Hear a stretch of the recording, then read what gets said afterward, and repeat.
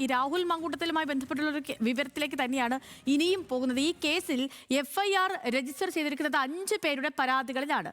സ്ത്രീകളെ സോഷ്യൽ മീഡിയയിൽ പിന്തുടർന്ന് ശല്യം ചെയ്തതിന് FIR, ഗർഭചിത്രത്തിന് നിർബന്ധിച്ച് സന്ദേശമയച്ചു, സ്ത്രീകളെ ഫോണിൽ ഭീഷണിപ്പെടുത്തിയെന്നും FIR-ൽ പറയുന്നുണ്ട്. വിവരങ്ങളുമായി ദേവൻ MP ആണ് നമുക്കൊപ്പം ചേർന്നത്.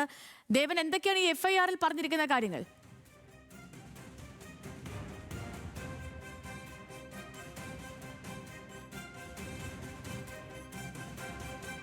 ആണ് ഇപ്പോൾ FIR രജിസ്റ്റർ ചെയ്തിരിക്കുന്നത്. ക്രൈംബ്രാഞ്ചാണ് ഇപ്പോൾ ഈ FIR സമർപ്പിച്ചിരിക്കുന്നത്. 5 പേരുടെ പരാതിയിലാണ് ഇപ്പോൾ ഈ FIR തയ്യാറാക്കിയിരിക്കുന്നതിൽ ഈ പരാതിക്കാരായിട്ടുള്ള 5 പേരും കേസിലെ 3ാം സാക്ഷികളുമാണ്. ഈ കേസിന്റെ വിശദാംശങ്ങൾ പരിശോധിച്ചാൽ ഇതിൽ നിലവിൽ ഇപ്പോൾ ഈ പരാതിക്കാരുടെ അല്ലെങ്കിൽ ഇപ്പോൾ ഈ ആരോപണം വന്നിരിക്കുന്ന ആളുകളുടെ ഒന്നും തന്നെ പേര് വിവരങ്ങൾ ഇപ്പോൾ ഈ FIR-ൽ ഉൾപ്പെടുത്തിയിട്ടില്ല. എന്നാൽ അവരുടെ എല്ലാം തന്നെ പ്രായം ഈ 18 വയസ്സ് മുതൽ 60 വയസ്സ് വരെ എന്നുള്ള രീതിയിലാണ് ഈ FIR-ൽ പ്രായം രേഖപ്പെടുത്തിയിരിക്കുന്നത്. മാത്രമല്ല ഇവരുടെ എല്ലാം തന്നെ വിലാസവും നൽകിയിരിക്കുന്നത് തിരുവനന്തപുരം സിറ്റി എന്നുള്ള രീതിയിലുമാണ്.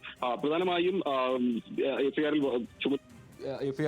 ചുമത്തിയിരിക്കുന്ന വകുപ്പുകൾ BNS 78(2) 351, ഒപ്പം തന്നെ പോലീസ് ആക്ട് 120, ഈ 3 വകുപ്പുകൾ പ്രകാരമാണ് ഇപ്പോൾ ഈ FIR തയ്യാറാക്കിയിരിക്കുന്നത്. അതിൽ തന്നെ സ്ത്രീകളെ സോഷ്യൽ മീഡിയയിൽ പിന്തുടർന്ന് ശല്യം ചെയ്യൽ, ഒപ്പം തന്നെ ഗർഭചിത്രത്തിനായി ഭീഷണിപ്പെടുത്തൽ, അതിനുള്ള സന്ദേശമയക്കൽ, സാമൂഹ്യ മാധ്യമങ്ങളുടെ സന്ദേശമയക്കൽ എന്നീ ഗുരുതരമായ കാരണങ്ങൾ ചൂണ്ടിക്കാട്ടിക്കൊണ്ടാണ് ഇപ്പോൾ ഈ FIR തയ്യാറാക്കിയിരിക്കുന്നത്. ഇപ്പോൾ ഈ 5 പേരുടെ പരാതിയിൽ ഇപ്പോൾ ഈ FIR തയ്യാറാക്കിയിരിക്കുന്നു. അതിപ്പോൾ FIR തയ്യാറാക്കിയിരിക്കുന്നത് മാത്രമല്ല, ഞാൻ പറഞ്ഞതുപോലെ തന്നെ ഈ പരാതിക്കാർ, എന്നാൽ ഈ പരാതിക്കാരെ ഈ കേസിൽ 3ാം സാക്ഷികളായിട്ടാണ് ഉൾപ്പെടുത്തിയിരിക്കുന്നത്. അതുകൊണ്ട് തന്നെ ഇവർക്ക് നേരിട്ട് ഈ കേസിൽ ബന്ധമില്ല. എന്നാൽ ഈ ആരോപണം ഉന്നയിച്ചിരിക്കുന്നതെന്നുള്ള രീതിയിൽ ഈ വാർത്താ മാധ്യമങ്ങളിലടക്കം വന്നിരിക്കുന്ന ശബ്ദ സന്ദേശങ്ങൾ പരിശോധിച്ചുകൊണ്ടാണ് ഇപ്പോൾ ഈ FIR തയ്യാറാക്കിയിരിക്കുന്നത്.